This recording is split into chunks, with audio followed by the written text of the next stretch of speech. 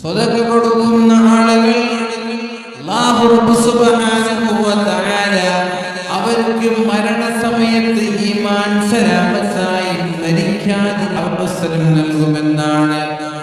സ്വതക്ക നൽകുന്ന ആളുകൾ, നന്നായി ദാനധർമ്മം ചെയ്യുന്ന ആളുകൾ ഈമാൻ സലാമത്തായി പുഞ്ചിരിയോടെ മരിക്കാൻ സാധിക്കുമെന്നാണ്.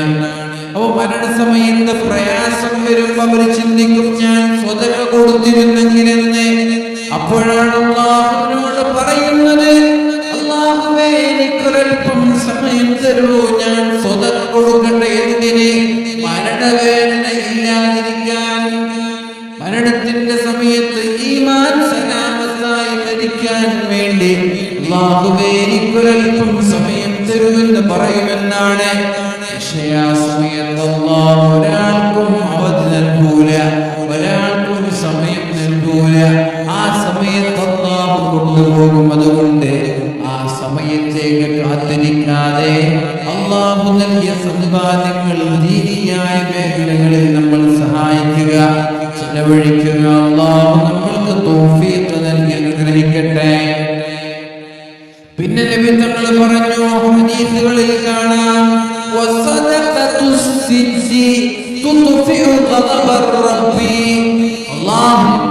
മാതാപിതാക്കളോ മക്കളോ നാട്ടുകാരോ ആരും പറയാത്ത വലിയ വലിയ തെറ്റുകളൊക്കെ നമ്മളിൽ നിന്ന് വന്നിട്ടുണ്ടാകും. അതിന്റെ പേരിൽ അല്ലാഹു നമ്മോട് കോപിക്കാനും സാധ്യതയുണ്ട്. പക്ഷേ ആ കോപം നമ്മുടെ പഴയകാല തിന്മകളൊക്കെ അല്ലാഹു മായ്ച്ചു കളഞ്ഞ് അല്ലാഹുവിന്റെ കോപം എടുത്തു കളയാനുള്ള എളുപ്പ വഴി രഹസ്യമായി ഒരുപാട് സദഖകൾ ചെയ്യുക എന്നുള്ളതാണ്. അല്ലാഹു നമുക്ക് തൗഫീഖ് ചെയ്യട്ടെ. മഹാനായ അബ്ദുല്ലാഹി ഇബ്നു സലാം തങ്ങൾ പറഞ്ഞു, യാ അയ്യുഹന്നാസ്, ഓ ജനങ്ങളെ, അഫ്ശുസ്സലാം, നിങ്ങൾ സലാമിനെ വ്യാപിപ്പിക്കണം, സലാം പറയണം, സലാമു അലൈക്കും എന്ന് പറയണം. കാണുന്നവരോട് സലാം പറയണം. അവിടെ സംഘടനയൊന്നും നോക്കണ്ട, സലാം പറയാം. ഏത് സംഘടനയിൽ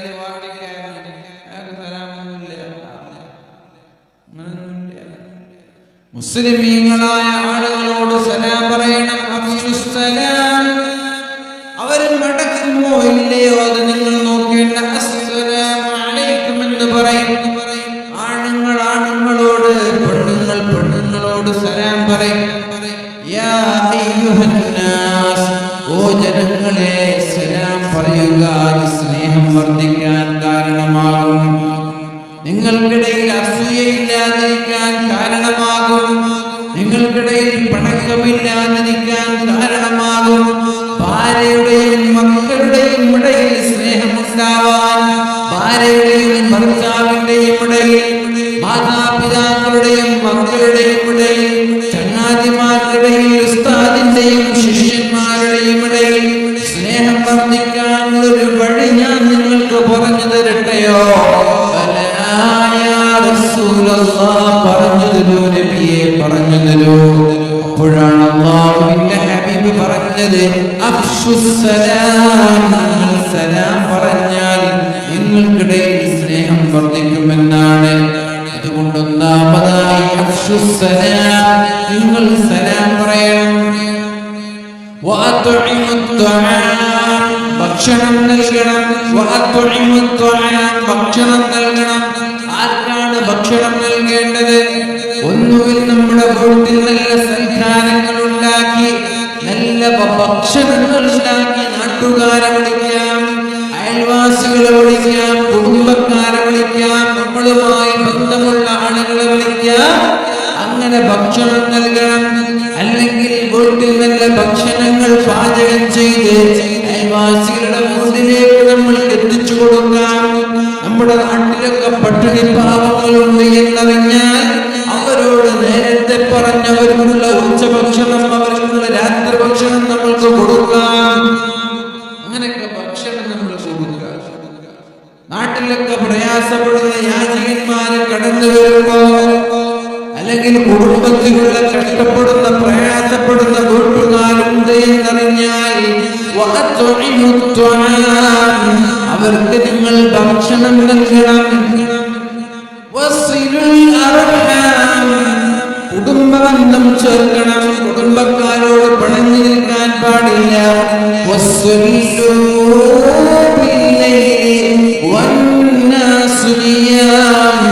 ആളുകളെല്ലാം ഉറങ്ങിക്കിടക്കുന്ന സമയമുണ്ട്. ആ സമയമാണ് തഹജ്ജുദിന്റെ സമയം. ആളുകളൊക്കെ ഉറങ്ങിക്കിടക്കുന്ന സമയത്ത് നിങ്ങളും ഉറങ്ങണ്ട, നിങ്ങൾ എഴുന്നേറ്റ് നിന്ന് നിസ്കരിക്കുക.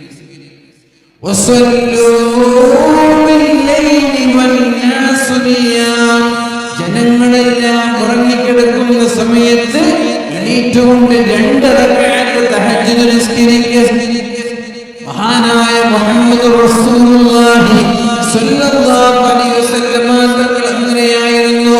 ആയിഷ ബീവി റളിയല്ലാഹു അൻഹയുടെ കൂടെ കിടന്നുറങ്ങും. പക്ഷേ ആയിഷ ബീവി ഉറങ്ങിയെന്ന് മനസ്സിലാക്കിയാൽ പള്ളിയിൽ ചെന്ന് സുന്നത്ത് നിസ്കരിക്കുമായിരുന്നു. ഉറങ്ങുന്നൊരു വിധങ്ങൾ കൂടെയുണ്ട്, പിന്നെ വിധങ്ങൾ നോക്കുമ്പോൾ കാണുന്നില്ല.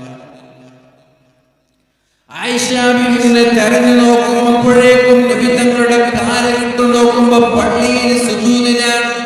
പള്ളിയും വീടും പരസ്പരം ഒലിച്ചേർന്ന് കിടക്കുകയാണ്. നബിതങ്ങളുടെ പള്ളിയും വീടൊന്നിച്ചാണ്. വീട്ടിൽ നിന്ന് കാലുവെക്കുന്നത് പള്ളിയിലേക്കാണ്. അപ്പൊ നബിതങ്ങൾ പള്ളിയിൽ വെച്ച് നിസ്കരിക്കുകയായിരിക്കും. ആയിഷ ബീവി അറിയുക. അതുപോലെ മഹാന്മാരായ താബിഈങ്ങളിലെ പ്രമുഖരായ പല ആളുകളും ഇപ്പുറത്ത് ഭാര്യ കിടന്നുറങ്ങുന്നുണ്ട്. 20 വർഷക്കാലം ഭാര്യയുടെ കൂടെ കിടന്നുറങ്ങിയിട്ട് ഭാര്യ ഉറങ്ങാൻ തുടങ്ങുമ്പോൾ അല്ലാഹുവിനെ പേടിച്ച് കരയാൻ തുടങ്ങും. കരഞ്ഞ് കരഞ്ഞ് കരഞ്ഞ് തലയണ അവിടുത്തെ വിരിപ്പെല്ലാം നനഞ്ഞാലും ഭാര്യ കരയുമായിരുന്നില്ല, അല്ലാഹുവിനെ പേടിച്ച് കരയുമായിരുന്നു.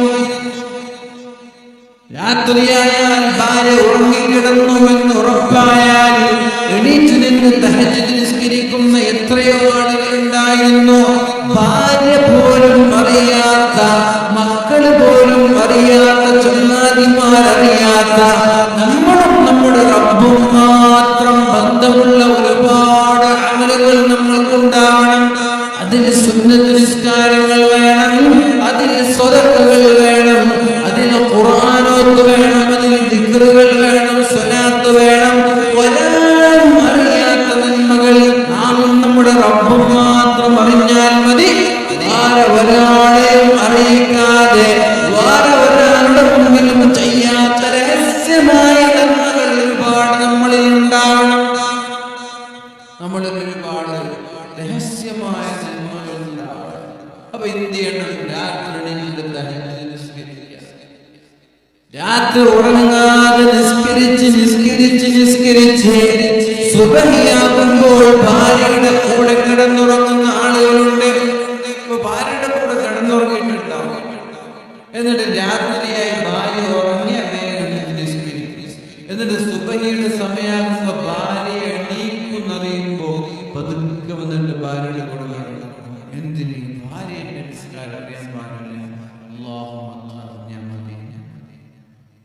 ഇങ്ങനെയൊക്കെ നമ്മൾ ചെയ്യുക. നമ്മളിങ്ങനെ തഹജ്ജുദ് നിസ്കരിക്കുന്നുണ്ടെങ്കിൽ വീട്ടുകാരോ അയൽവാസികളോ നാട്ടുകാരോ മൊത്തം അറിയിക്കുന്നത്. നമ്മൾക്ക് ഇങ്ങനെ വല്ല അമലുണ്ടോ? 1000 രൂപ 2000 രൂപ നമ്മൾ കൊടുക്കുന്നുണ്ടെങ്കിൽ നാട്ടുകാരെ മൊത്തം രഹസ്യമായിട്ട് നമ്മൾ കൊടുക്കുന്നുണ്ടോ? ഖബറിനിപ്പോ 100 രൂപ ഇട്ടാൽ ആരും അറിയില്ല. 100 രൂപ മതിയെന്ന് വിചാരിച്ചിട്ട് ഖബറിലിടുന്ന ആളുകളില്ലേ? എന്നാൽ നേരെ മറിച്ച് ഇങ്ങനെയുള്ള ആളുകളുണ്ട്. ഖബറിലിട്ടാന്ന് രഹസ്യമായ സുഹൃത്തയാണ്. ഇതിൽ 5000 രൂപ ഖബറിട്ട് കൊടുക്കാം. ആരും ഖബറിന്റെ ഞാനുണ്ട് റബ്ബ് പറഞ്ഞാൽ മതി. അങ്ങനെയുള്ള ഒരുപാട് അമലുകൾ നമ്മളിൽ ഉണ്ടാവണം. മഹാനായ അബ്ദുല്ലാഹി ഇബ്നു സലാം തങ്ങൾ പറയാണ്, യാ അയ്യുഹന്നാസ്, ജനങ്ങളെ, സ്വർഗ്ഗത്തിലേക്ക് വളരെ എളുപ്പത്തിൽ കയറാനുള്ള 4 കാര്യം ഞാൻ പറഞ്ഞു തരട്ടെയോ? സ്വർഗ്ഗത്തിലേക്ക് വളരെ എളുപ്പത്തിൽ കയറാനുള്ള, സ്വർഗ്ഗത്തിലേക്ക് വളരെ എളുപ്പത്തിൽ പ്രവേശിക്കാനുള്ള 4 കാര്യങ്ങൾ ഞാൻ പറഞ്ഞു തരട്ടെയോ? അതിലൊന്ന് നന്നായി സലാം പറയുക. 2 പാവങ്ങളായ ആളുകൾക്ക് നിങ്ങൾ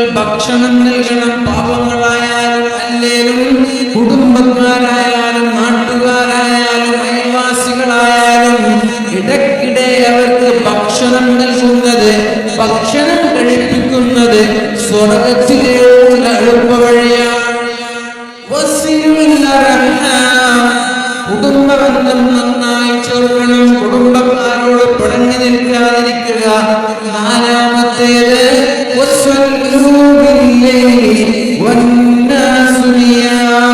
ജനങ്ങളെല്ലാം ഉറങ്ങിക്കിടക്കുന്ന സമയത്ത് അല്ലാഹുവിന് വേണ്ടി തഹജ്ജുദ് നിസ്കരിക്കുക. ഈ 4 കാര്യങ്ങൾ ചെയ്താൽ വളരെ സന്തോഷത്തോടെ വളരെ റാഹത്തോടെ സ്വർഗ്ഗത്തിലേക്ക് കടന്നു പോകാമെന്ന് മഹാനായ മുഹമ്മദ് റസൂലുള്ളാഹ്. ഏതൊക്കെ? ഒന്ന് പറഞ്ഞോളൂ. ഗൾഫിന് പ്രയാസമല്ലോ, വിഷമന്റെ തിന്നാൻ പറ്റില്ലെന്നുള്ള പേടിയാണ്. ഇവിടെ ലോകത്തെല്ലാവരും അധ്വാനിക്കുന്നതും കഷ്ടപ്പെടുന്നതും തിന്നാൻ വേണ്ടിയിട്ടാണ്. തിന്നാൻ മനുഷ്യന് വേണ്ടെങ്കിൽ ആരോട് കഷ്ടപ്പെടുന്നുണ്ട്? തിന്നാൻ വേണ്ടെങ്കിൽ ഇതിനെ കഷ്ടപ്പെട്ട് ജീവിച്ചു പോയാൽ രണ്ടാമത്തേത് ഭക്ഷണം നൽകൽ, മൂന്നാമത്തേത് കുടുംബബന്ധം ചേർക്കൽ, നാലാമത്തേത് തഹജ്ജുദ് നിസ്കരിക്കൽ. ഈ 4 കാര്യം ചെയ്താൽ തദ്ഖുലുൽ ജന്നത ബിസലാം, വളരെ എളുപ്പത്തിൽ സ്വർഗ്ഗത്തിലേക്ക് കടക്കാമെന്ന് മുഹമ്മദ് റസൂലുള്ളാഹ് സ്വല്ലല്ലാഹു അലൈഹി വസല്ലം. അല്ലാഹു സുബ്ഹാനഹു വ തആല സ്വർഗ്ഗം നൽകി അനുഗ്രഹിക്കട്ടെ. മഹാനായ അബൂ ഹുറൈറ തങ്ങൾ പറയുന്നുണ്ട്, ജനങ്ങളിൽ മിസ്കീന്മാരെ സ്നേഹിച്ചിരുന്നത് മഹാനായ ജഅഫർ ഇബ്നു അബീ ത്വാലിബ് റളിയല്ലാഹു അൻഹു ആണ്. മിസ്കീന്മാരെ സ്നേഹിച്ചിരുന്നത് ജഅഫർ തങ്ങളാണ്. ഇൻഷാ അല്ലാഹ് നിങ്ങൾക്കൊക്കെ ബക്കറ്റ് വരും. അങ്ങനെ ബക്കറ്റ് വരുമ്പോൾ നല്ലൊരു സംഖ്യ ഓക്കെ എല്ലാവരും ഉണ്ടാവില്ല. നല്ലൊരു വളരെ ജാരിയായ സ്വതക്ക, ആരും കാണാത്തൊരു സ്വതക്ക. ഈ സ്വതക്ക നിങ്ങൾ എന്ത് ചെയ്യുക? നല്ലൊരു സംഖ്യ ഇട്ട് കൊടുക്കും. ഒരു മിനിമം 500 ഇട്ട് കൊടുക്കില്ല. പോക്കറ്റിലുള്ളതിൽ നിന്ന് ഏറ്റവും നല്ലത് കൊടുക്കും. 500 കൊണ്ടുവരാത്ത ആളെന്ന് ഇല്ലെന്ന് വിചാരിക്കണം. നിങ്ങളെ പോക്കറ്റിൽ കൈയിട്ടിട്ട് ഉള്ളതിൽ നിന്ന് ഏറ്റവും നല്ലൊരു അല്ലാഹു തൗഫീഖ് ചെയ്യട്ടെ. പെണ്ണുങ്ങൾ അങ്ങനെ തന്നെ. നിന്നെ കവർ തന്നിട്ടുണ്ടാവും, കവർ തന്നാണ് കവർ ഏൽപ്പിക്കുക. മഹാനായ അബൂ ഹുറൈറ തങ്ങൾ പറയുന്നുണ്ട്, ജനങ്ങളിൽ മിസ്കീന്മാരെ സ്നേഹിച്ചിരുന്നത് മഹാനായ ജഅഫർ ഇബ്നു അബീ ത്വാലിബ് തങ്ങളാണ്. കുന്തു ഇദാ സഅൽതുഹു അൻ മസ്അല, ജഅഫർ ഇബ്നു അബീ ത്വാലിബ് തങ്ങളോട് വല്ല മസ്അലയും ഞാൻ ചോദിച്ചാൽ, എന്തെങ്കിലും സംശയം ചോദിച്ചാൽ, ശ്രദ്ധിക്കണേ, ജഅഫർ ഇബ്നു അബീ ത്വാലിബ് തങ്ങളോട് ഞാൻ വല്ല മസ്അലയും ചോദിച്ചാൽ, എന്തെങ്കിലും ഒരു ചോദ്യം ചോദിച്ചാൽ എന്നോട് ഉത്തരം എന്ന് പറയുന്നു. ആ ചോദ്യത്തിന്റെ ഉത്തരം ആ സമയത്ത് എനിക്ക് തരാറില്ല. പിന്നെയോ എന്റെ കയ്യും പിടിച്ച് വീട്ടിലേക്ക് പോകും. എന്നിട്ട് അദ്ദേഹത്തിന്റെ ഭാര്യ വിളിക്കും,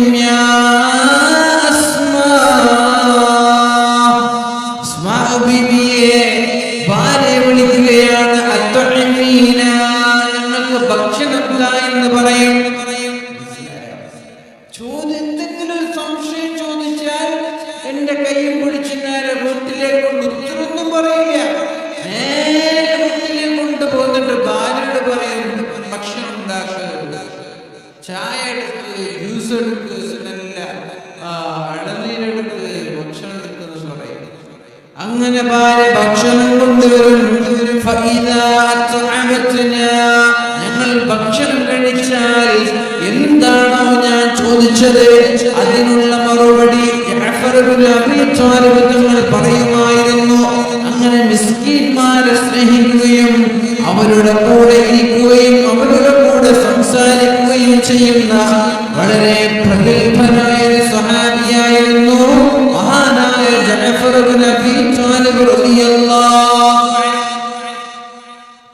അതേപോലെ മിസ്കീൻ സഹോദരിമാരെ സ്നേഹിക്കുന്നവരാവണം നമ്മൾ. ഇതേ നമ്മൾക്ക് നാളെ പരലോകത്ത് രക്ഷപ്പെടാൻ സാധിക്കുകയുള്ളൂ. അല്ലാഹു സുബ്ഹാനഹു വ തആല തൗഫീഖ് നൽകി അനുഗ്രഹിക്കട്ടെ. നമ്മുടെ വിഷയം രണ്ടാമത്തെ വിഷയം എന്താണ്? വഅമറനി അൻ അൻദുറ ഇലാ മൻ ഹുവ ദൂനി. എന്നോട് പറയാണ് അല്ലാഹുവിന്റെ ഹബീബ് അബൂദർറെ, എപ്പോഴും താഴെയുള്ളവരിലേക്ക് നോക്കണം, മുകളിലേക്ക് നോക്കരുത്. വലാ അൻദുറ ഇലാ മൻ ഹുവ ഫൗഖി. ഒരു കാരണവശാലും മുകളിലുള്ളവരെ നോക്കാനേ പാടില്ല. എന്താണ് ഈ പരിശുദ്ധമായ ഹദീസിന്റെ താല്പര്യം? എന്താ അതിന്റെ താല്പര്യം? ഞാൻ ചോദിക്കട്ടെ. താഴെയുള്ളവരിലേക്ക് നോക്കണം, മുകളിലുള്ളവരിലേക്ക് നോക്കരുതെന്ന് പറഞ്ഞതിന് താല്പര്യമില്ല. നിങ്ങൾ ചിന്തിച്ചോ, നിങ്ങളൊരു വണ്ടിയിൽ പോയിട്ട് ബൈക്ക് എടുത്ത് ബൈക്കിൽ പോകുമ്പോഴാണ് നിങ്ങൾ കാറിൽ പോകുന്ന ആളുകളെ കാണുന്നത്. അപ്പൊ നിങ്ങൾ വിചാരിക്കും, എനിക്കൊരു ബൈക്കല്ലേ ഉള്ളൂ, ഇയാളൊരു കാറിൽ മഴ നനയാതെ പോവാലോ, വെയിൽ കൊള്ളാതെ പോവാലോ, എനിക്കൊരു കാറ് കിട്ടിയിരുന്നെങ്കിൽ. അപ്പൊ നിങ്ങൾ നേരെ മറിച്ച് ബൈക്കിലൂടെ യാത്ര ചെയ്യുന്ന നിങ്ങൾ ബൈക്ക് പോലും ഇല്ലാതെ നടന്നു വരുന്നവരാളെ കണ്ട് അവരെ നോക്കി ചിന്തിച്ചിരുന്നുവെങ്കിൽ, അല്ലാഹുവേ എനിക്ക് നീ ബൈക്ക് തന്നില്ലയോ, അയാൾക്ക് ബൈക്ക് പോലും നടന്നിട്ടാണ് യാത്ര ചെയ്യുന്നത്, അൽഹംദുലില്ലാഹ് നീ എനിക്ക് തന്ന നിഅമത്ത് എത്ര വലുതാണ്. അപ്പൊ സന്തോഷമുണ്ടാവും. മുകളിലേക്ക് നോക്കുന്തോറും നിരാശയും ടെൻഷനും കൂടുകയാണ്. താഴേക്ക് നോക്കുന്തോറും സന്തോഷം. നമ്മളൊരു ചെറിയ ഓടിലെ വീട് വെച്ചു, നമ്മൾ അല്ലെങ്കിൽ ഒരു ദിന വീടുണ്ടാക്കി, എന്നിട്ട് അതിന് സുഖമായിട്ട് ജീവിക്കുമ്പോഴാണ് അയൽവാസിക്ക് നല്ല മനോഹരമായ വീട് വരുന്നത്. അപ്പൊ അതിങ്ങനെ നോക്കിയിട്ട് നമ്മൾ അല്ലാഹുവോട് പറയാം, പഠിച്ചോനെ എന്റെ വീടെത്ര ചെറുതാ, പഠിച്ചോനെ അയാളുടെ വീടെത്ര പേരുതാ, എനിക്കങ്ങനെ വീടുണ്ടായിട്ടില്ല. ഇങ്ങനെ വിഷമം പറയാം. അങ്ങനെ വലിയ വലിയ വീടുകളൊക്കെ കാണുമ്പോൾ ആ വീടുകളെ നോക്കുന്ന ആളുകൾ അങ്ങനെ നോക്കുന്നതിനനുസരിച്ച് ജീവിതത്തിൽ നിരാശ കൂടുകയാണ്. നേരെ മറിച്ച് നിങ്ങളെക്കാളും താഴേക്കിടയിലുള്ളവർ, വീടില്ലാത്ത ആളുകൾ, പീഡികത്തിണ്ണയിൽ കിടന്നുറങ്ങുന്നവർ, ക്വാർട്ടേഴ്സിൽ കിടന്നുറങ്ങുന്നവർ ഇല്ലേ, ഇഷ്ടം പോലെ. പീഡികത്തിണ്ണയിലും ക്വാർട്ടേഴ്സിലും വാടകയ്ക്ക് താമസിക്കുന്ന ആയിരക്കണക്കിന് ആളുകൾ നമ്മുടെ നാട്ടിലുണ്ടാകുമ്പോ നമ്മളെക്കാളും മനോഹരമായ വീട് വെച്ച ആളുകളെ നോക്കി എനിക്കതില്ലല്ലോ എന്ന ചിന്തയാണെങ്കിൽ ജീവിതത്തിൽ നിരാശമായ പെരുന്നാളിന് മനോഹരമായ വസ്ത്രം ഭർത്താവ് വാങ്ങിച്ചു തന്നു, നല്ല വസ്ത്രം.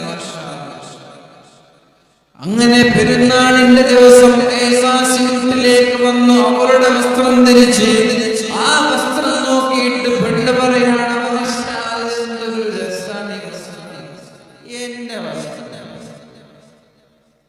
എന്റെ വസ്ത്രം. അപ്പോഴാണ് നിരാശയുണ്ടാകുന്നത്.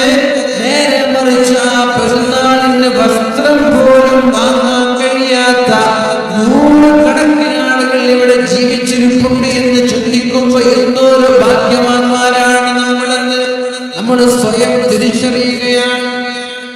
നമ്മൾക്കൊരു തലവേദന വരുമ്പോഴേക്കും നമ്മൾ പറയുന്നു, യാ അല്ലാഹ്, എന്റെ എനിക്ക് മാത്രം തലവേദന, എന്റെ എനിക്ക് മാത്രം പനി.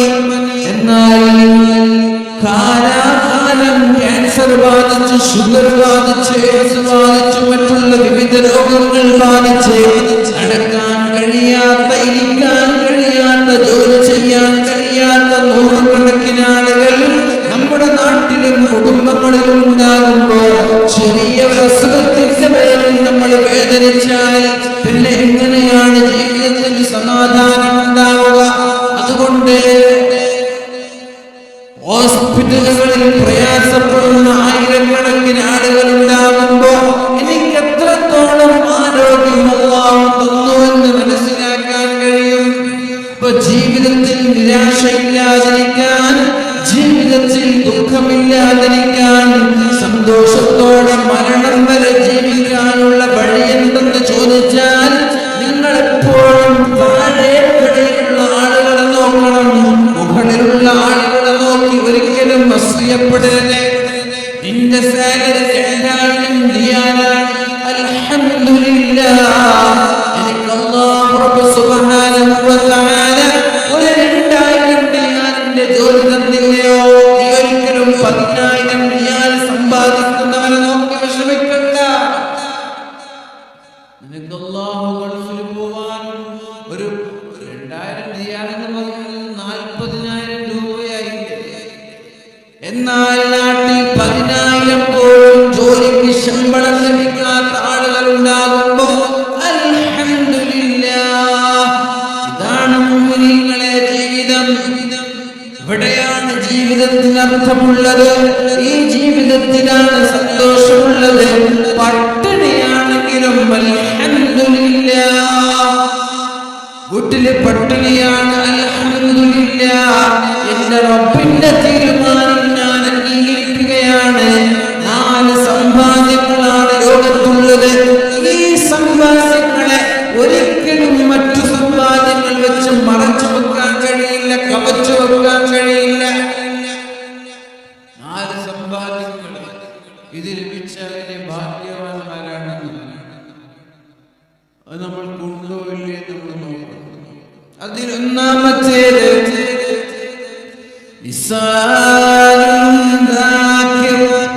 ദിക്ർ ചെല്ലുന്ന നാവ് നമ്മൾ ഉണ്ടാവണം. ദിക്ർ ചെല്ലുന്ന നാവ് വേണം. വെറുതെ മിണ്ടാതിരിക്കുന്ന സമയങ്ങളിലൊക്കെ അസ്തഗ്ഫിറുല്ലാഹ്, അസ്തഗ്ഫിറുല്ലാഹ്, അസ്തഗ്ഫിറുല്ലാഹ്, അല്ലെങ്കിൽ ലാ ഇലാഹ ഇല്ലല്ലാഹ് എന്നിങ്ങനെയുള്ള ദിക്ർ ചൊല്ലിക്കൊണ്ടിരിക്കുന്ന നാവ്, ഖുർആൻ ഓതിക്കൊണ്ടിരിക്കുന്ന നാവ്, അല്ലാഹുവിന്റെ ദിക്റിൽ മുഴുകിയൊരു നാവ് നമ്മൾക്കുണ്ടെങ്കിൽ വലിയ ഭാഗ്യവാന്മാരാണ് നമ്മൾ. അതിന് പകരം ഇങ്ങനെ വിപത്തും ഫസാദും നമീമത്തും കുറ്റവും കുറവും പറയാം. ആ നാവ് തൊട്ടകാരാണ്. രണ്ടാമത്തെ കാര്യം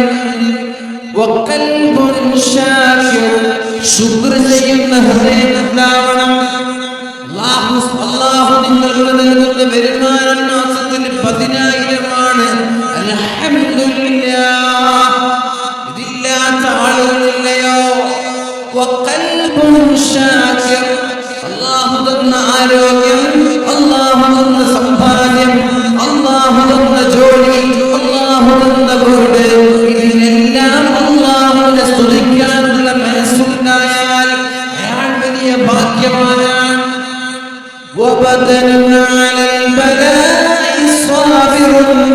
ക്ഷമിക്കാൻ കഴിയുന്ന ഒരു ശരീരം ഉണ്ടാവണം. പരീക്ഷണങ്ങൾ ഉണ്ടായാൽ, രോഗങ്ങൾ ഉണ്ടായാൽ, കടങ്ങൾ ഉണ്ടായാൽ, ഏത് പ്രയാസമുള്ള പ്രതിസന്ധിയുള്ള ഘട്ടങ്ങളിലും അല്ലാഹുവിന് വേണ്ടി ക്ഷമിക്കാൻ പറ്റുന്ന ശരീരം ഉണ്ടായാൽ അയാൾ വലിയ ഭാഗ്യവാനാണ്. നാലാമത്തെ കാര്യം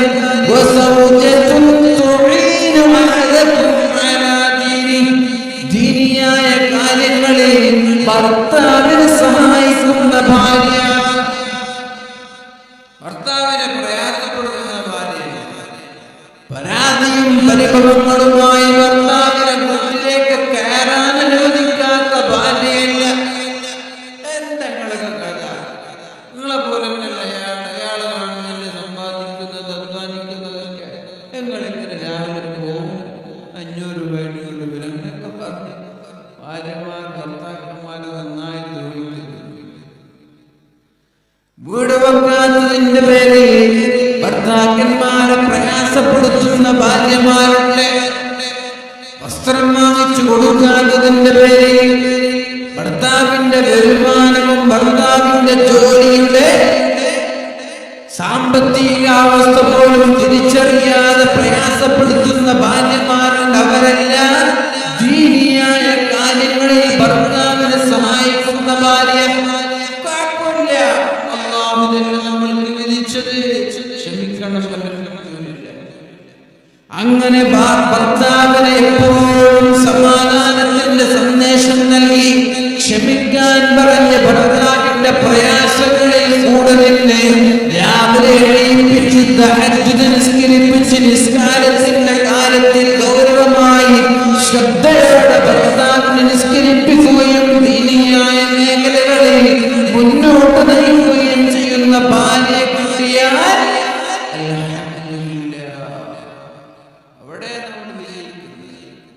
അതാണ് നമ്മൾ ഉണ്ടാവേണ്ടത്. രണ്ടാമത്തെ കാര്യം എന്റെ ഹബീബിനോട് പറഞ്ഞത്, ഒരു കാരണവശാലും മുകളിലുള്ളവരിലേക്ക് നോക്കാൻ പാടില്ല, താഴെയുള്ളവരിലേക്ക് മാത്രം നോക്കണം. അപ്പൊ ജീവിതത്തിൽ സമാധാനം ഉണ്ടാവും. അല്ലാഹു തൗഫീഖ് ചെയ്യട്ടെ. ജീവിതത്തിൽ എല്ലാം പകർത്താനുള്ളതാണ്, ജീവിതത്തിൽ പകർത്താൻ. മൂന്നാമത്തെ കാര്യം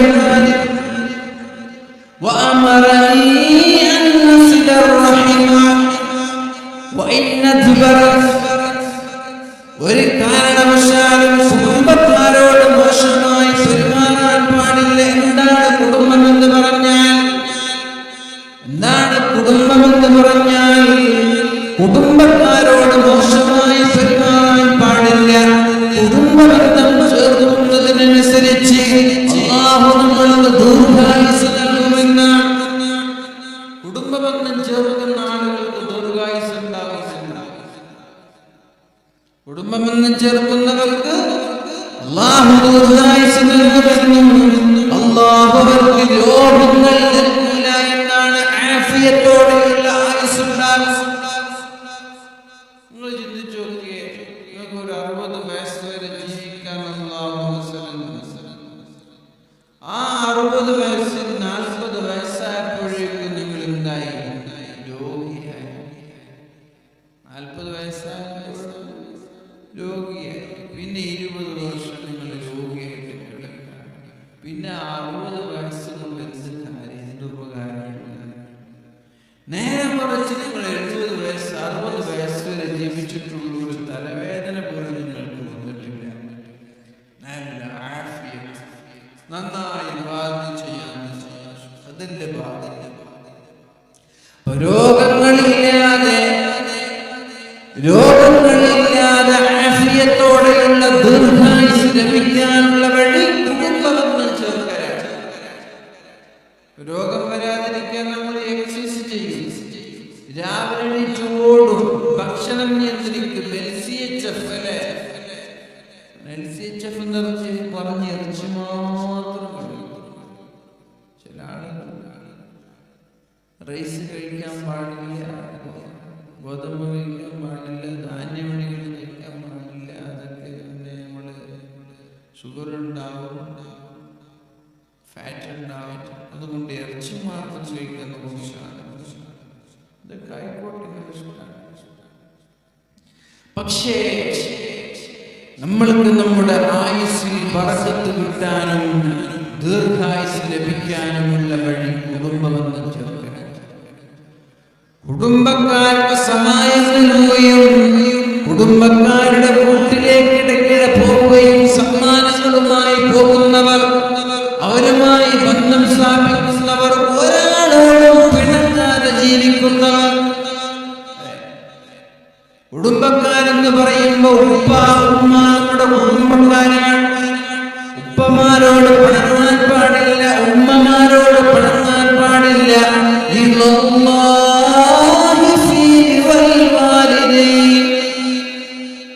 അല്ലാഹുവിന്റെ തൃപ്തി മാതാപിതാക്കളുടെ തൃപ്തിയിലാണ്. അല്ലാഹുവിന്റെ കോപം മാതാപിതാക്കളുടെ കോപത്തിലാണ്. അല്ലാഹുവിന് നമ്മോട് ഇഷ്ടമാണോ ഇല്ലേ എന്ന് എങ്ങനെയാണ് തിരിച്ചറിയുക? അല്ലാഹുവിന് നമ്മോട് കോപമാണോ അല്ലേ എന്ന് എങ്ങനെയാണ് തിരിച്ചറിയുക? പരിശുദ്ധ റസൂലുള്ളാഹി സ്വല്ലല്ലാഹു അലൈഹി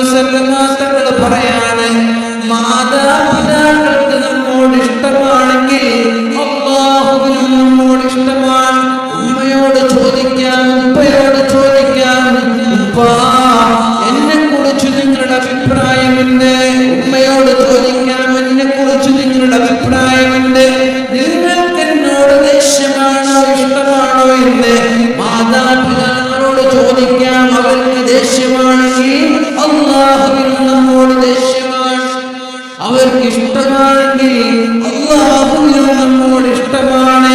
അതുകൊണ്ട് മാതാപിതാക്കളുടെ കാര്യം വളരെ ഗൗരവത്തോടെ എടുക്കണം.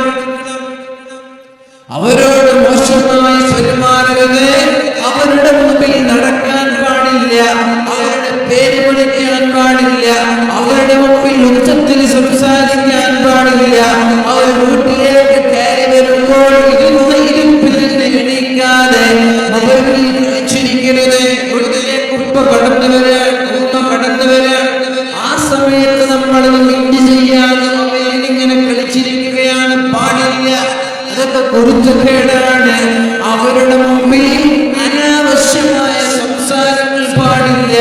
അവരോട് ദേഷ്യപ്പെടുന്ന രീതിയിൽ സംസാരിക്കുകയോ തുറച്ചു നോക്കുകയോ ഉറപ്പിക്കുന്ന രീതിയിലുള്ളൊരു വാക്ക് പറയുകയോ ചെയ്യരുത്. ആരാണ് ഈ മാതാപിതാക്കൾ എന്ന് പറഞ്ഞാൽ? ഇതൊക്കെ ചില്ലറ കാര്യമില്ല. ഇതൊക്കെ ചില്ലറ കാര്യമില്ല. വൻദോഷങ്ങളാണ് അല്ലാഹു വിധിക്കുന്നത്. വൻദോഷമാണ് മാതാപിതാക്കളോട് അമര്യാദയായി പെരുമാറുന്നത്. വൻദോഷമാണ്. അല്ലാഹു ദുനിയാവിൽ തന്നെ ശിക്ഷ നൽകുന്ന രണ്ട് ഭാഗങ്ങളുണ്ട്. അവരൊക്കെ തെറ്റ് ചെയ്താൽ അല്ലാഹു ആഖിറത്തിൽ എടുത്തു വെക്കുക ചെയ്യും. കള്ളുകുടിച്ചു പഠിച്ചെടുത്ത് ആഖിറത്തിലേക്ക് മാറ്റി. നിസ്കാരം നഷ്ടപ്പെടുത്തി ആഖിറത്തിലേക്ക് മാറ്റി. സ്വതക്കയും സക്കാത്തൊന്നും കൊടുത്തില്ല, ആഖിറത്തിലേക്ക് മാറ്റി. പക്ഷെ ദുനിയാവിൽ തന്നെ അല്ലാഹു ശിക്ഷ നൽകുന്ന രണ്ട് ഭാഗങ്ങളുണ്ട്. അത് ഏതൊക്കെയാണ്?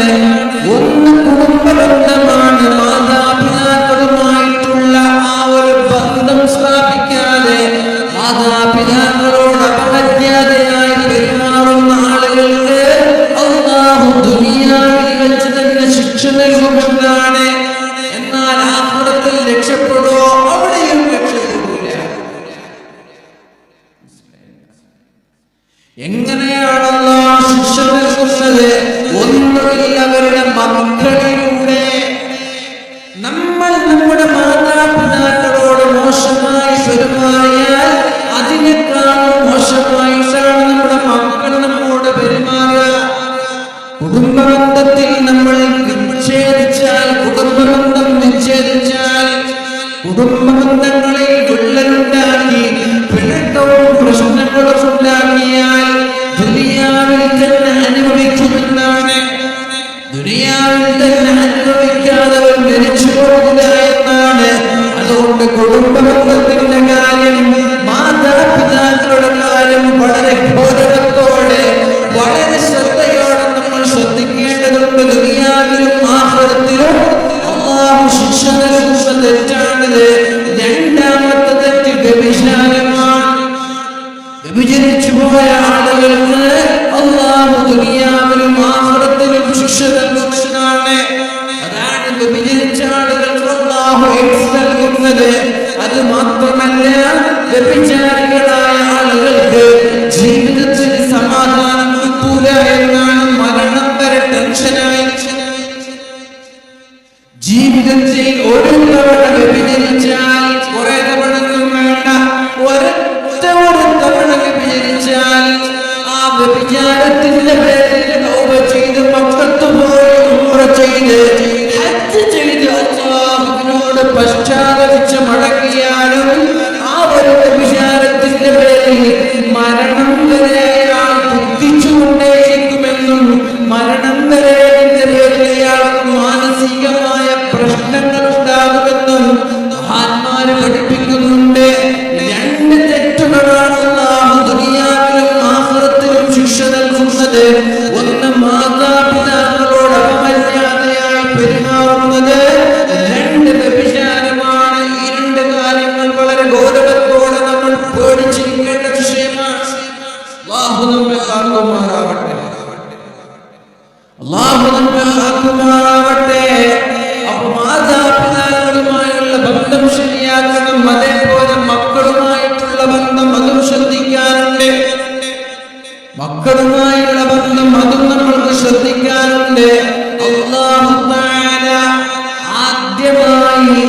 ആദ്യമായി മാതാപിതാക്കളോട് ചോദിക്കുന്നത് മക്കളെ കുറിച്ച് അവർക്ക് കൊടുക്കേണ്ട ബാധ്യതകൾ നിങ്ങൾ കൊടുത്തിട്ടുണ്ടോ എന്ന് ആദ്യം മക്കളെ കുറിച്ചോട് ചോദിക്കല്ല.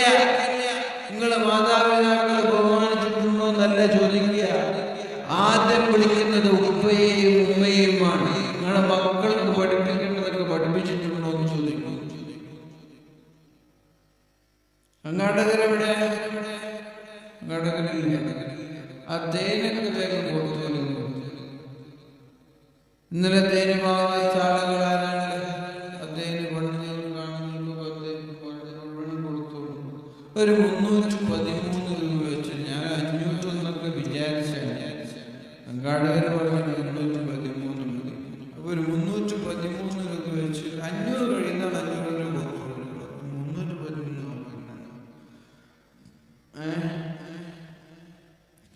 500 കഴിയുന്ന ആളുകൾ 500 കൊടുത്തു. പെണ്ണുങ്ങളായ ആണുങ്ങളായ അള്ളാഹുവിന് വേണ്ടിയിട്ടുള്ള സ്വതൊക്കെയാണെന്ന് മനസ്സിലാക്കി. അങ്ങനെ എല്ലാവർക്കും ഇങ്ങനെ നടന്നിട്ട് ഇന്നലെ വാങ്ങാത്ത ആളുകൾക്ക്, ഇന്നലെ വാങ്ങിയ ആളുകൾക്കുമാണെങ്കിലും അത്തിപ്പറ്റ ഉസ്താദിനെ അത്തിപ്പറ്റ ഉസ്താദിനെ ഞാൻ നിങ്ങൾക്ക് പരിചയപ്പെടുത്തി തരേണ്ട ആവശ്യമില്ല. ജീവിച്ചിരിക്കുന്ന വലിയൊരു സുഫിയത്തിനാണ് അദ്ദേഹം.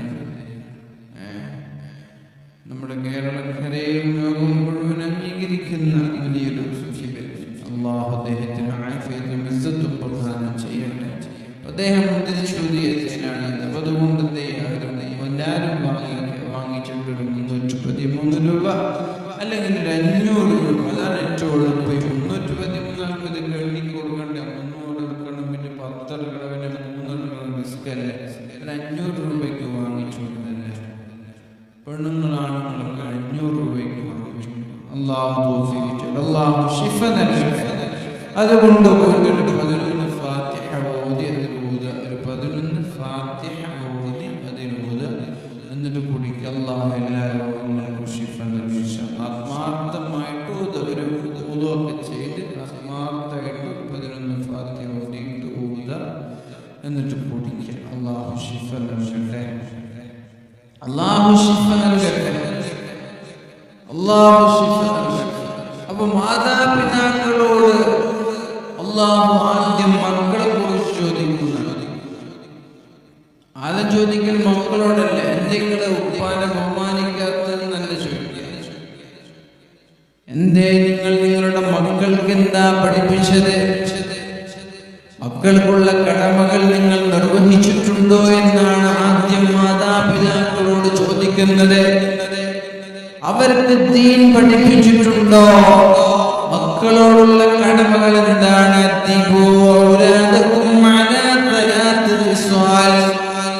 മക്കളോടുള്ള കടമകൾ 3 അതിലൊന്ന്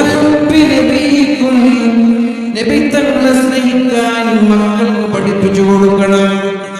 2 അഹ്ലു ബൈത്തിനെ സയ്യിദന്മാരെ തങ്ങന്മാരെ ബഹുമാനിക്കാൻ പഠിപ്പിക്കണം.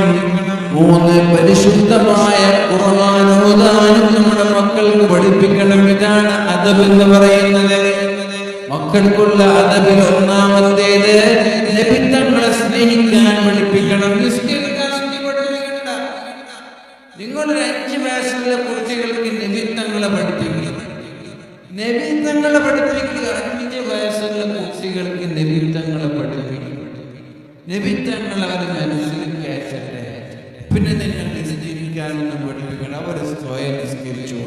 എന്റെ ഹബീബ് കൊണ്ടുവന്ന നിസ്കാരം അതങ്ങനെയെന്ന് അവർ സ്വയം പഠിപ്പിക്കും. നബി തങ്ങൾ എങ്ങനെ നിസ്കരിച്ചു അതുപോലെ നിസ്കരിക്കും.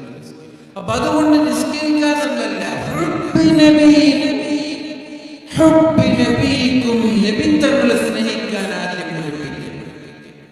ആ സ്നേഹം മതി ജീവിതത്തിൽ തെറ്റു ചെയ്യാതെ ജീവിക്കാൻ. അല്ലാഹുവിന്റെ ഹബീബിനെ സ്നേഹിക്കുന്ന ഒരാൾക്ക് എങ്ങനെയാണ് ജീവിതത്തിൽ തെറ്റു ചെയ്യാൻ കഴിയുന്നത്? കഴിയോ? നബി തങ്ങളെ ആത്മാർത്ഥമായിട്ട് സ്നേഹിക്കുന്ന ഒരാൾക്ക് തെറ്റ് ചെയ്യാൻ കഴിയും. ഇപ്പൊ നമ്മൾ ആത്മാർത്ഥമായി അകമഴിഞ്ഞ് സ്നേഹിക്കുന്നവരാണ്.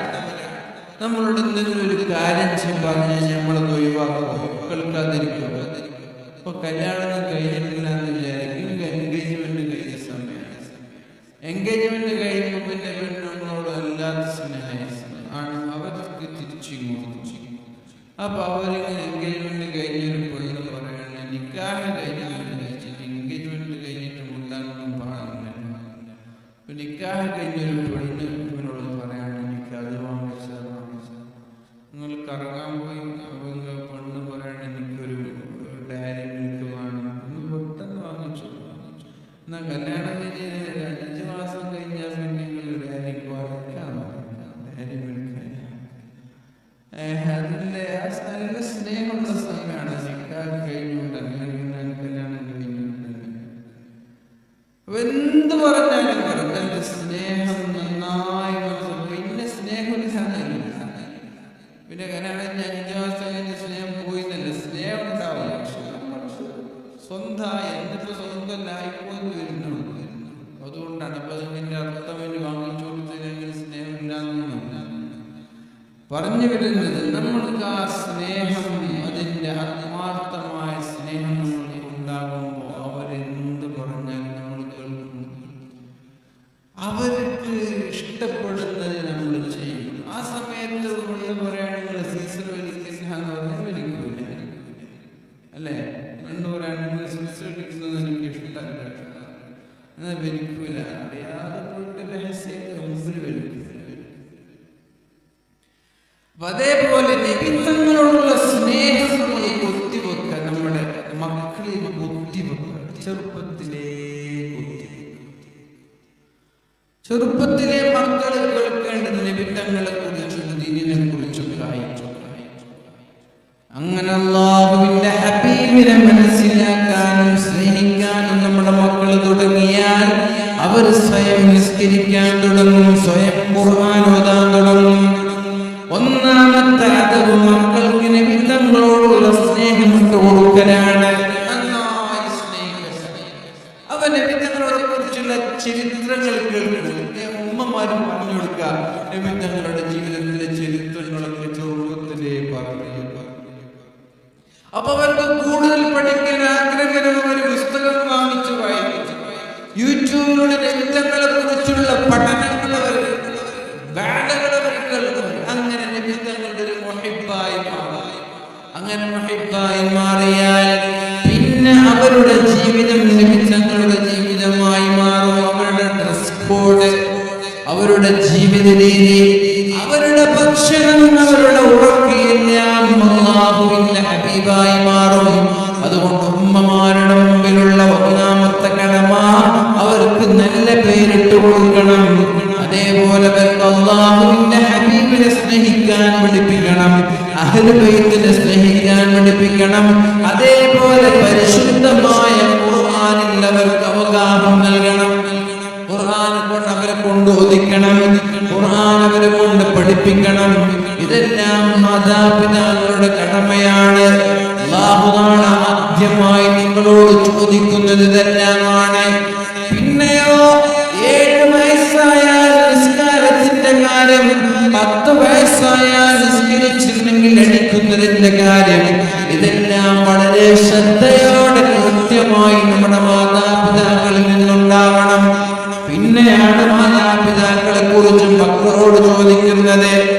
ഭാര്യയും ഭർത്താവും തമ്മിലുള്ള ബന്ധം, ഭർത്താവിനെ വെറുപ്പിക്കാത്ത ഒരു ഭാര്യ, ഭർത്താവിനെ വെറുപ്പിക്കാത്തൊരു ഭാര്യ, ആ ഭാര്യ മരിച്ചുപോയാൽ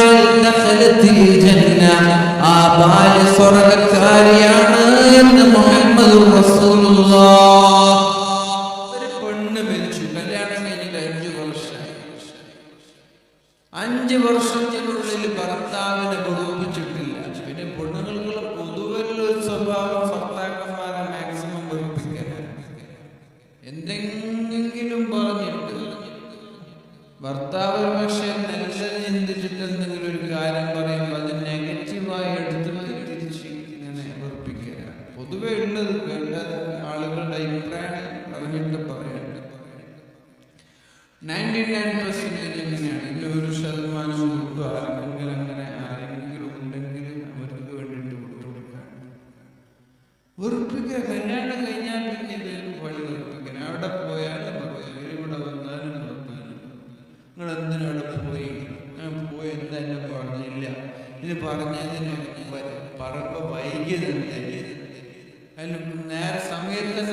കുറച്ച് ദേഷ്യത്തിൽ വർഷത്തിൽ അങ്ങനെ എന്തെങ്കിലും ഒരു കാരണം കണ്ടെത്തിട്ട് ഇങ്ങനെ വെറുപ്പിക്കുന്ന ഒരു സ്വഭാവമാണ്. അത് ഒഴിവാക്കണം. അങ്ങനെ വെറുപ്പിച്ചാൽ പിന്നെ ഭർത്താക്കന്മാർക്ക് മനസ്സിൽ തൃപ്തി ഉണ്ടാവും. അങ്ങനെ തൃപ്തിയില്ലാതെ നരകശനാണ്. അതുകൊണ്ട് പെണ്ണ് മരണസമയത്ത്, ഒരു പെണ്ണ് മരിച്ചു പോകുന്ന സമയത്ത് ഭർത്താവിന് അവളെ കുറിച്ച് നല്ല അഭിപ്രായമാണെങ്കിൽ അവൾ അവൾ സ്വർഗത്തിലേക്കാണ് കടന്നു പോകുന്നത് എന്ന് മുഹമ്മദ് റസൂലുള്ളാഹ്.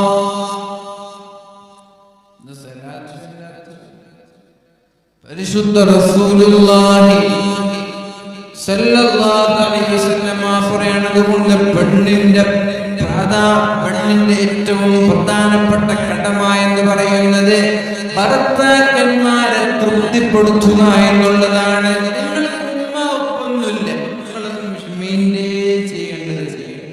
നിങ്ങളുടെ ഉമ്മയും ഉപ്പയും നിങ്ങൾക്ക് യാതൊരു കടമയില്ല.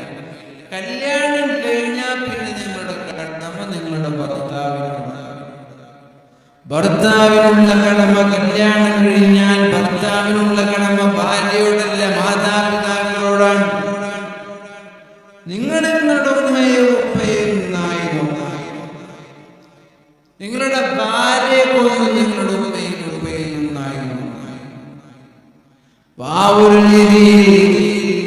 ഒരു രീതിയിൽ ഭാര്യമാരെ കല്യാണം കഴിഞ്ഞാൽ നിങ്ങൾ ഏറ്റവും കൂടുതൽ കടപ്പെട്ടിരിക്കുന്നത് നിങ്ങളുടെ ഭർത്താവിനോടാണ്.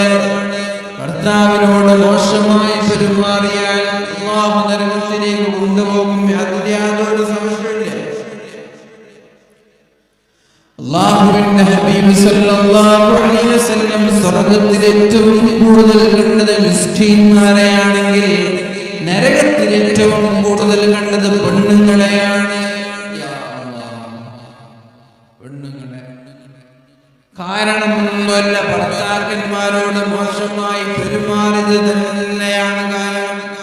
അതന്നെയാണ് പെണ്ണുങ്ങളെന്തേ നരകത്തിൽ പോകാനുള്ള കാരണമെന്ന് മഹാന്മാരായ സ്വഹാബാക്കൾ ചോദിച്ചപ്പോ അല്ലാഹുവിന്റെ ഹബീബ് പറഞ്ഞത് ഭർത്താക്കന്മാരെ വെറുപ്പിക്കുന്നവരാണവർ. എത്ര നന്മ ചെയ്താലും അത് ഉൾക്കൊള്ളാൻ അവർ തയ്യാറല്ല. എത്ര നന്മ ചെയ്താലും അവരെ കൊണ്ട് നല്ലത് പറയാനാവില്ല. എത്ര നന്മ ചെയ്താലും കാലാകാലം മരണം വരെ നന്മ ചെയ്താലും എപ്പോഴെങ്കിലും ഭർത്താവിൽ നിന്ന് അവർക്ക് ഇഷ്ടപ്പെടാത്തത് കണ്ടുപോയാൽ അതിന്റെ പേരിൽ മരണം വരെ വേദനിപ്പിക്കുന്ന സ്വഭാവം സ്ത്രീകൾക്കുണ്ട്. അതുകൊണ്ട് ഭർത്താക്കന്മാരെ വെറുപ്പിക്കുന്നത് കാരണത്താൽ പെണ്ണുങ്ങളിൽ ഭൂരിഭാഗം പേരും നരകത്തിലായിരിക്കുമെന്ന് മുഹമ്മദ് റസൂലുള്ളാഹ്. സ്വർഗത്തിലെത്താനുള്ള വഴികൾ നമ്മൾ ചർച്ച ചെയ്യുകയാണല്ലോ. അല്ലാഹു നമ്മൾക്ക് സ്വർഗം നൽകട്ടെ. അതുകൊണ്ട് ഇങ്ങനെ വെറുപ്പിക്കുന്ന വിഷയങ്ങളാണ്. നല്ല കാര്യങ്ങൾ മാത്രം പറഞ്ഞ് നമ്മൾക്ക് ജീവിക്കാലോ, സന്തോഷങ്ങളിൽ ജീവിക്കാതെ എന്തിനിങ്ങനെ കരയിപ്പിക്കണം, എന്തിനിങ്ങനെ വേദനിപ്പിക്കണം, എന്തിനിങ്ങനെ വിഷമിപ്പിക്കണം? പ്രയാസങ്ങൾ കണ്ടാൽ മറന്നേക്കും. തെറ്റുകളില്ലാത്ത മനുഷ്യൻ ലോകത്തുണ്ടോ? തെറ്റുകൾ കണ്ടാൽ മറന്നേക്കും. അതൊക്കെ കുഴപ്പമില്ല, മനുഷ്യനല്ലേ. ആ ഒരു രീതിയിൽ കണ്ടുകൂടെ? അതൊക്കെ അഡ്ജസ്റ്റ്മെന്റിലൂടെ നമ്മൾ അഡ്ജസ്റ്റ് ചെയ്തുകൂടെ? എന്തിനാണ് ഇതിനൊക്കെ വലിയൊരു ആനക്കാര്യമാക്കിയ പ്രശ്നങ്ങൾ ഉണ്ടാക്കുന്നത്? ഭർത്താവായാലും ഭാര്യയായാലും പരസ്പരം ഏറ്റവും നല്ല സ്വഭാവത്തോടുകൂടി ജീവിക്കുക. ഇതൊക്കെയാണ് ആഖിറത്തിൽ സ്വർഗ്ഗം കാരണമാകുന്നതാണ്. അല്ലാഹു തൗഫീഖ് ചെയ്യട്ടെ. അതേപോലെ കുടുംബക്കാരോടുള്ള കാര്യവും നമ്മൾ ശ്രദ്ധിക്കേണ്ടതുണ്ട്. കുടുംബത്തിന്റെ വിഷയം പറയുമ്പോൾ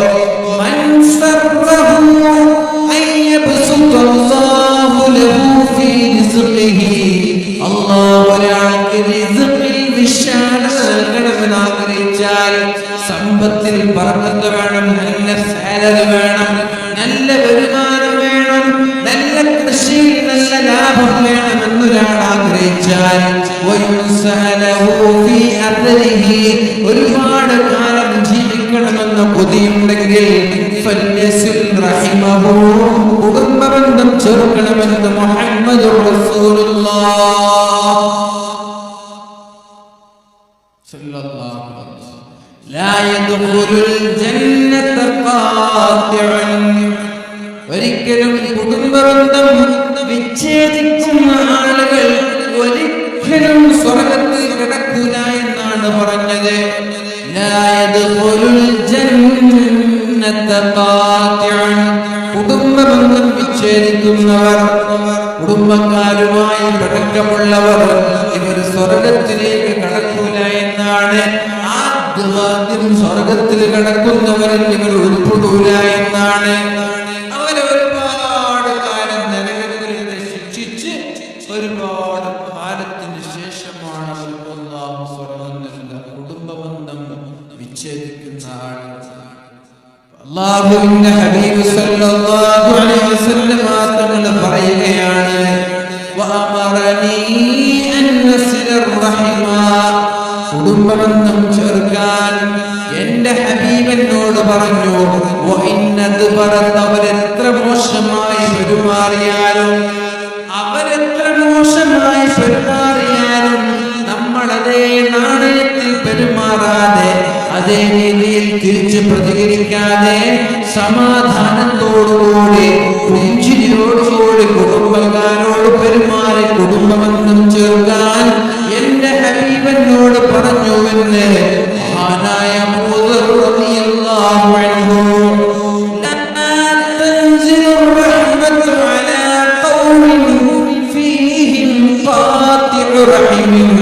കുടുംബബന്ധം വിച്ഛേദിച്ചവരാൽ ഒരു സദസ്സിലുണ്ടെങ്കിൽ, കുടുംബബന്ധം വിച്ഛേദിച്ചവരാൽ ഒരു സദസ്സിലുണ്ടെങ്കിൽ ആ സദസ്സിലേക്ക് അല്ലാഹുവിന്റെ മലക്കുകൾ ഇറങ്ങൂല എന്ന് മുഹമ്മദുർ റസൂലുള്ളാഹ്.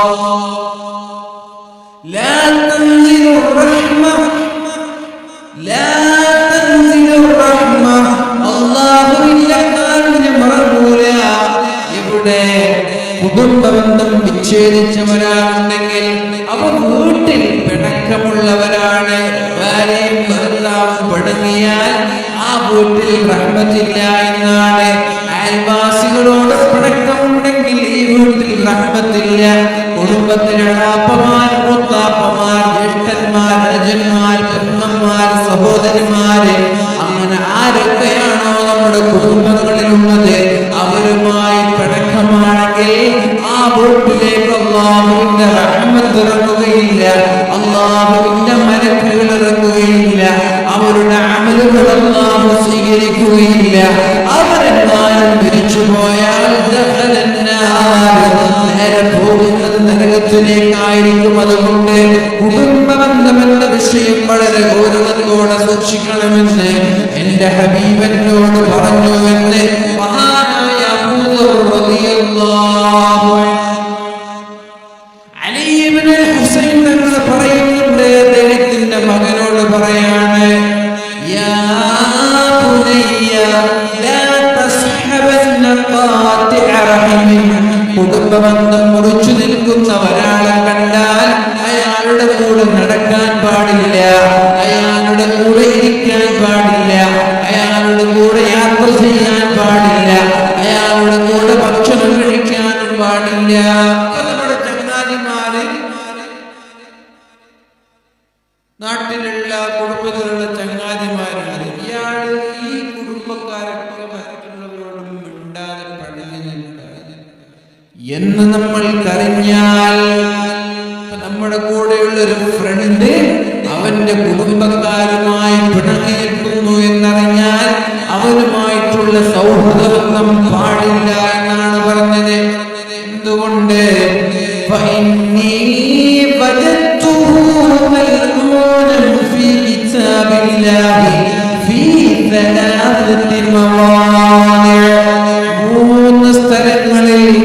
മൂന്ന് സ്ഥലങ്ങളിൽ ഈ വിഭാഗം ആളുകൾ അല്ലാഹു ശപിച്ചതായിട്ട് ഞാൻ കണ്ടിട്ടുണ്ട്. പരിശുദ്ധ ഖുർആനിൽ മൂന്ന്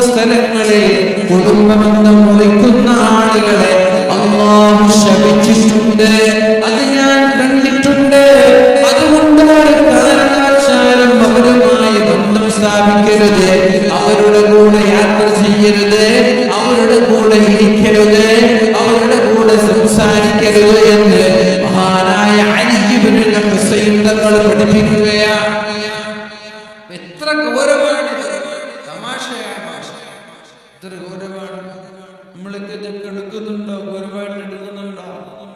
3 കാര്യങ്ങളായി. നാലാമത്തെ വിഷയം വഅമറനീ അല്ലാ അസ്അല അഹദൻ ശൈആ. എന്നോട് എന്റെ ഹബീബ് പറഞ്ഞു, ഒരാളോടും ഒന്നും ചോദിക്കാൻ പാടില്ല. എന്താണ് ഈ പറഞ്ഞതിന്റെ അർത്ഥം? എന്താണ്? ഒരാളോട് ഒന്നും ചോദിക്കാൻ പാടില്ല. എന്താണ്? വീട്ടിലെത്തിയാൽ ഭാര്യ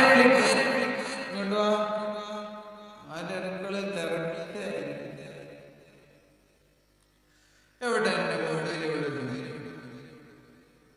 അങ്ങനെ ഭാര്യ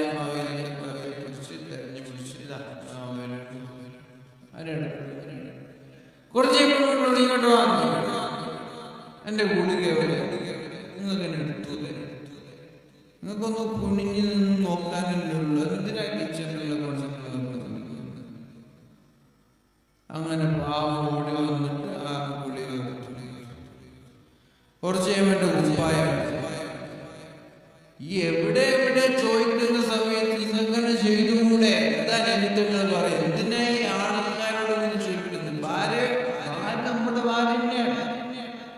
അവരോട് ഇങ്ങനെ പറയുന്നത്. പരിശുദ്ധ റസൂലുള്ളാഹി സ്വല്ലല്ലാഹു അലൈഹി വസല്ലം സ്വന്തമായി ചെരുപ്പ് തുന്നിച്ചേർക്കുമായിരുന്നു, തുടച്ചു വൃത്തിയാക്കുമായിരുന്നു, ഊഴടിച്ചു വാരുമായിരുന്നു, പാചകം ചെയ്യുമായിരുന്നു, ആടിനെ കറക്കുമായിരുന്നു, നാടുകളിൽ നിന്ന് സാധനങ്ങളുമായി വീട്ടിലേക്ക് വരുമായിരുന്നു. ഇല്ലേ? ഇതൊക്കെ ചെയ്തിട്ട് ആയിഷ ഇങ്ങോട്ട് വൃത്തിയാക്കുന്ന പറഞ്ഞത് ആയിഷന്റെ കുപ്പായ ചെയ്യുന്ന ഇല്ല. ഞങ്ങൾ സ്വന്തം ചെയ്തിരുന്നു. നമ്മൾക്ക് കഴിയുന്ന കാലത്തോളം സ്വന്തമായി ചെയ്യണമെന്ന് മുഹമ്മദ് റസൂലുള്ളാഹ്. അലക്കാൻ സ്വന്തമായിട്ട് കഴിയുക, അലക്ക് സ്വന്തമായിട്ട് സ്വന്തമായി നമ്മൾക്ക് ചെയ്യാൻ കഴിയുന്നതെല്ലാം സ്വന്തമായി ചെയ്യും. നിങ്ങൾക്ക് പോയി ചായ ഉണ്ടാക്കാം. അത് പെണ്ണുങ്ങളോട് തന്നെ പറയണമെന്നില്ല. ചായ പാവം കഷ്ടപ്പെട്ട് ഓടിച്ചെന്ന് കൊണ്ടുവന്നിട്ട് നോക്കുമ്പോ പഞ്ചസാര നീ എപ്പോ ഉണ്ടാക്കാൻ. സഹോദരിമാരും ശ്രദ്ധിക്കണം. കടമ നിർവഹിക്കാൻ വേണ്ടി പാചകം ചെയ്യരുത്. അങ്ങനെ കുറച്ച് പെണ്ണുങ്ങളുണ്ട്. കടമ തീർക്കാൻ വേണ്ടിട്ട് നാസ്ത ഉണ്ടാക്കാം, കടമ തീർക്കാൻ വേണ്ടിട്ട് ചോറുണ്ടാക്കുക, കടമ തീർക്കാൻ വേണ്ടിട്ട് ചായ ഉണ്ടാക്കുക. ആരെങ്കിലും വിരുന്നുകാരെ സൽക്കരിക്കാന് അതിഥികളോ വന്നാലും ജ്യൂസ് ഉണ്ടാക്കണം. അതിന്റെ കടമ തീർക്കണം. അത് ഏറ്റവും നല്ല കൈപുണ്യത്തോടെ ഏറ്റവും സ്വാദിഷ്ടമായത് നൽകണമെന്നുള്ള ചിന്തയാണ് പെണ്ണുങ്ങൾക്ക് ഉണ്ടാവേണ്ടത്. പാചകം ചെയ്യുമ്പോൾ അങ്ങനെ ചിന്തിക്കണം. നിങ്ങൾ ഏറ്റവും നല്ല രീതിയിൽ ഫുഡ് എനിക്ക് കൊടുക്കാൻ കഴിയണം. ചായ ഉണ്ടാക്കാൻ പറഞ്ഞാൽ അതെല്ലാവർക്കും അറിയാം. ചായ വെള്ളം തിളപ്പിക്കണം, അതിലേക്ക് ചായ പൊടിക്കണം, അതിന്റെ പഞ്ചസാര എല്ലാവർക്കും അറിയാം. അപ്പൊ അത് എങ്ങനെ ടേസ്റ്റ്ഫുൾ ആക്കാം? കുറച്ച് ഏലക്കട, കുറച്ച് ഇഞ്ചിട, അല്ലെങ്കിൽ കുറച്ച് വേറെ എന്തെങ്കിലും ഇടാം, അല്ലെങ്കിൽ വെറും പാലിൽ മാത്രം. നേരെ മറിച്ച് 5 ഗ്ലാസ് ചായക്ക് 1 ഗ്ലാസ് പാൽ വെച്ച് ചായ പോലെ നമുക്ക് കാണുമ്പോൾ മനസ്സിലാവും. വിരുന്നുകാരൊക്കെ വരുമ്പോൾ അങ്ങനെയൊന്നും കൊടുക്കരുത്. നിങ്ങളുടെ വീട്ടിൽ എന്ത് വേണം കഴിച്ചോളൂ. ആരെങ്കിലും അതിഥികളൊക്കെ വരും എന്ത് ചെയ്യണം? നല്ല അടിപൊളി നല്ല ടേസ്റ്റ്ഫുൾ അതൊരു പെണ്ണിനുണ്ടാവേണ്ട സ്വഭാവമാണ്. എന്റെ കയ്യിൽ നിന്ന് ഏറ്റവും നല്ലത് ഉണ്ടാക്കുള്ളൂ. ഇതൊരു കടമ തീർക്കാൻ വേണ്ടി ചെറുക്കി കൊടുക്കണല്ലോ. അതുണ്ടാവും. ഭർത്താവിനാണെങ്കിലും ശരി, മക്കൾക്കാണെങ്കിലും ശരി, എപ്പോഴും ഒരേ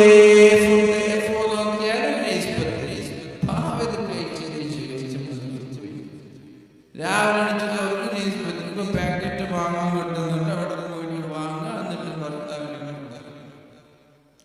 വെറൈറ്റി ഫുഡ് ഉണ്ടാക്കും. Different taste. എപ്പോഴും 10 വേണ്ട വ്യത്യസ്തമായ ഐറ്റം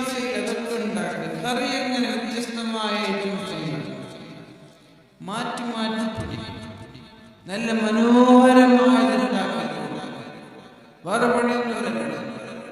ഭർത്താക്കന്മാർ പുറത്തുപോയി അധ്വാനിക്കുമ്പോ അങ്ങനെ പോയി ജോലി ചെയ്യുന്ന തിരക്കൊന്നും നിങ്ങൾക്കില്ലല്ലോ. നിങ്ങൾ പണിയുന്നത് തന്നെ. മക്കളെ നോക്കുക, ഭർത്താവിനെ നോക്കുക, വീട് നോക്കുക, പരിസരം നോക്കുക, ഏറ്റവും നല്ല ഫുഡ് നൽകുക, ഏറ്റവും വൃത്തിയോടെ വീടിനെ നിങ്ങൾ സംരക്ഷിക്കുക, ഏറ്റവും ദീനീബോധത്തോടെ ചിട്ടയോടെ മക്കളെ വളർത്തുക. അത് തന്നെയാണ് ഭാര്യയുടെ കടമ, അത് തന്നെയാണ്. അതുകൊണ്ടാണ് അത്ര പ്രോത്സാഹിപ്പിക്കാത്തത്. പെണ്ണുങ്ങൾ ജോലി ചെയ്യുന്നതിനെ പ്രോത്സാഹിപ്പിക്കാത്തത് കൊണ്ട് രണ്ടുപേരും ജോലിക്ക് പോയാൽ പിന്നെ ആരുടെ ഫുഡുണ്ടാക്കുക, ആരുടെ അടിച്ചുവാര, ആരുടെ മകളെ നോക്കുക, എന്നും നാളെ കിട്ടില്ല. പിന്നെ ആ ഒരു ബന്ധത്തിൽ എത്ര രസമുണ്ടാകും. അതുകൊണ്ട് പെണ്ണുങ്ങളോട് പറയാനുള്ളത് ഏറ്റവും നല്ല ഫുഡ് ഉണ്ടാക്കി കൊടുക്കാൻ നമ്മൾ തയ്യാറാവണം. പിന്നെ ആണുങ്ങളെല്ലാം കണ്ട് പെണ്ണുങ്ങളോട് പറയണ്ട, കുറച്ചൊക്കെ സ്വന്തമായിട്ട് ചെയ്യും. എന്നോട് പറഞ്ഞു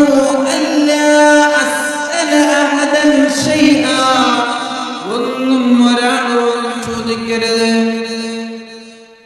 പട്ടിണിയാണെങ്കിൽ വരെ മറ്റൊരാളുടെ മുമ്പിൽ കൈ നീട്ടരുത്, മറ്റൊരാളുടെ മുമ്പിൽ പറയരുത്.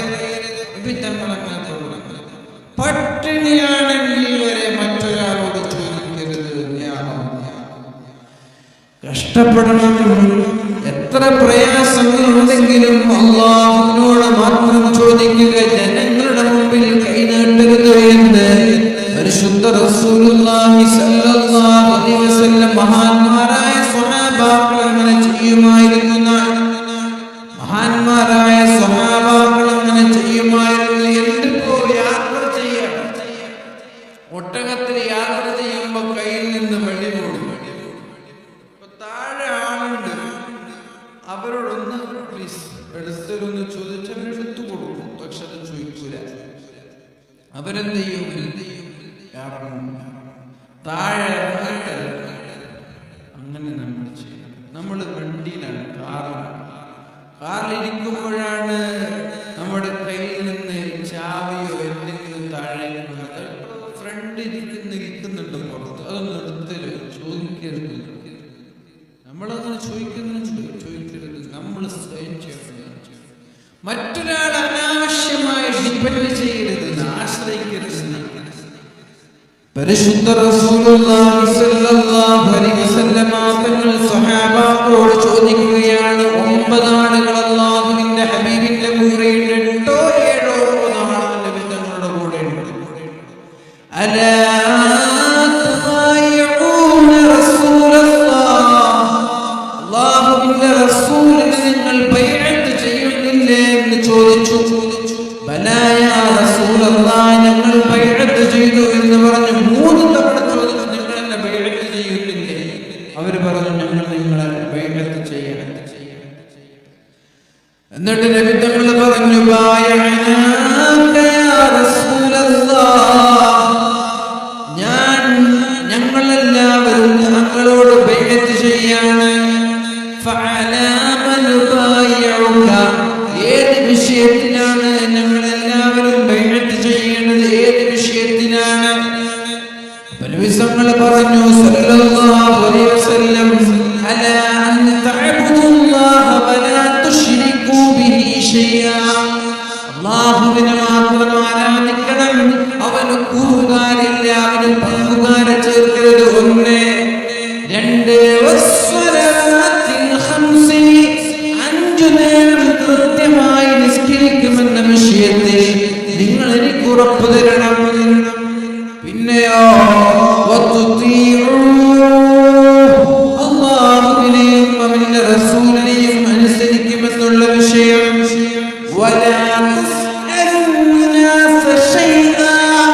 ജനങ്ങളോട് ആരോടും ഒരു കാര്യം ചോദിക്കൂല എന്ന ഉറപ്പെനിക്ക് തരണം. ജനങ്ങളോട് ആരോടും ഒരു കാര്യവും ചോദിക്കൂല എന്ന ഉറപ്പും എനിക്ക് തരണമെന്ന് മുഹമ്മദ് റസൂലുള്ളാഹ്. മോശാണെന്നാണ് എന്ത് കാര്യങ്ങളും അയാളോട് ചെയ്യിപ്പിക്കുക, അയാളോട് ഇങ്ങനെ പറയുന്നെങ്കിലും മോശാണെന്നാണ്. മാക്സിമം മനസ്സ് സ്വന്തമായിട്ട് ചെയ്യണമെന്നാണ് വിഷയങ്ങളൊക്കെ. എല്ലാം മറ്റുള്ളവരോട് ചെയ്യുന്നത് നല്ല കാര്യമല്ല. അതൊരിക്കലും അല്ലാഹുവിന്റെ ഹബീബ് സല്ലല്ലാഹു അലൈഹി വസല്ലം തങ്ങൾ പ്രോത്സാഹിപ്പിച്ചിട്ടില്ല. നബി തങ്ങൾ പറഞ്ഞത് ഒരാളോടും ചോദിക്കാൻ പാടില്ല എന്നാണ്. അങ്ങനെ പ്രഗൽഭരായ ഹകീം ഇബ്നു ഹിസാം തങ്ങളെ പോലെയുള്ള ആളുകൾ സ്വന്തം ഖാദിമിനോട് പോലും വെള്ളം കൊണ്ടുവരാൻ പറയുമായിരുന്നില്ല. വെള്ളം കൊണ്ടുവാ,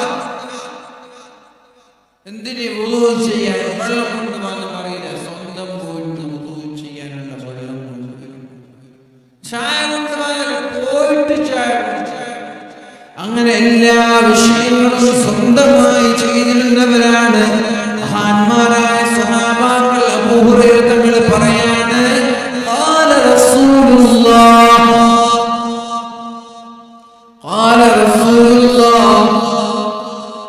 സല്ലല്ലാഹു അലൈഹി വസല്ലം തങ്ങൾ പറഞ്ഞു, ലാ യഹ്തതിബ അഹദുഹും അലാ ളഹ്രിഹി ഫയഖി ബിഹി വജ്ഹഹു ഖൈറുൻ ലഹു മിൻ അൻ യസ്അല റജുലൻ അഅതാഹു ഔ മനഅ. നിങ്ങൾക്ക് പട്ടിണി കിടക്കുന്ന സമയത്ത് മറ്റൊരാളോട് പോയി യാചിക്കുന്നതിനേക്കാളും മറ്റൊരാളോട് പോയി ചോദിക്കുന്നതിനേക്കാളും നല്ലത് നിങ്ങൾ ഏതെങ്കിലും ഒരു കാട്ടിലേക്ക് പോയി മരമുകളിലേക്ക് പോയി ഒരു കത്തിയുമായി പോയിട്ട് അവിടെ വിറക് വെട്ടി ആ വിറക് തമ്പിക്കൊണ്ടുവന്നിട്ട് നിങ്ങളുടെ മുതുകിൽ ചുമന്നിട്ട് അങ്ങാടിയിൽ പോയിട്ട് അതിൽ നിന്ന് 10, 20, 30 രൂപ കിട്ടുകയാണെങ്കിൽ അതിൽ നിന്ന് അരിയും വീട്ടിലേക്ക് ആവശ്യമായ വസ്തുക്കളും വാങ്ങിച്ച് കഴിക്കലാണ് മറ്റുള്ളവരോട് പോയി എന്നെ സഹായിക്കൂ എന്ന് പറയുന്നതിനേക്കാളും നല്ലത് എന്ന് മുഹമ്മദ് റസൂലുള്ളാഹ്. അങ്ങനെ മറ്റുള്ളവരോട് പോയി ചോദിക്കുന്നതിനേക്കാളും നല്ലത് എന്റെ മക്കളുടെ കല്യാണമുണ്ട്, എന്റെ പെൺമക്കളുടെ കല്യാണമുണ്ട്, എനിക്ക് വീടെടുക്കണമെന്നുള്ള കാര്യങ്ങളൊക്കെ, ഞാൻ രോഗിയാണ് സഹായിക്കണം എന്നുള്ള വിഷയങ്ങളൊക്കെ മറ്റുള്ളവരോട് പോയി ചോദിക്കുന്നതിനേക്കാളും നല്ലത് സ്വന്തമായിട്ട് ഏതെങ്കിലും കാട്ടിലേക്കോ മരഞ്ചുരുവിലേക്കോ ചെന്നിട്ട് അവിടെയുള്ള വിറക് വെട്ടി അത് കൊണ്ടുപോയി വിറ്റ് കാശാക്കി അന്തസ്സോടെ അഭിമാനത്തോടെ ജീവിക്കലാണ് എന്ന് മുഹമ്മദ് റസൂലുള്ളാഹി സ്വല്ലല്ലാഹു അലൈഹി വസല്ലം. നബി തങ്ങൾ ചോദിക്കുന്നുണ്ട്, ഒരു വിഷയത്തിൽ നിങ്ങൾ എനിക്ക് ഉറപ്പ് തന്നാൽ, ഒരു വിഷയത്തിൽ നിങ്ങൾ എനിക്ക് ഉറപ്പ് തന്നാൽ ഞാൻ നിങ്ങൾക്ക് സ്വർഗ്ഗം നൽകാമെന്ന് അല്ലാഹുവിന്റെ ഹബീബ് പറയുന്നുണ്ട്. നിങ്ങൾ എനിക്ക് ഉറപ്പ് തരണം ഒരു വിഷയം. എന്താണ് ആ വിഷയം? ഉറപ്പ് തരേണ്ട വിഷയം എന്താണ്? ഒരാളോടും ഒന്നും ചോദിക്കാൻ പാടില്ല എന്നുള്ള വിഷയം. എങ്കിൽ ഞാൻ അവർക്ക് വേണ്ടി സ്വർഗ്ഗം കൊണ്ട് ജാമ്യം നിൽക്കാമെന്ന് മുഹമ്മദ് റസൂലുള്ളാഹ്. ഒരാളോടും ഒന്നും ചോദിക്കൂല എന്ന ഉറപ്പ് എനിക്ക് തന്നാൽ നിങ്ങൾക്ക് സ്വർഗ്ഗം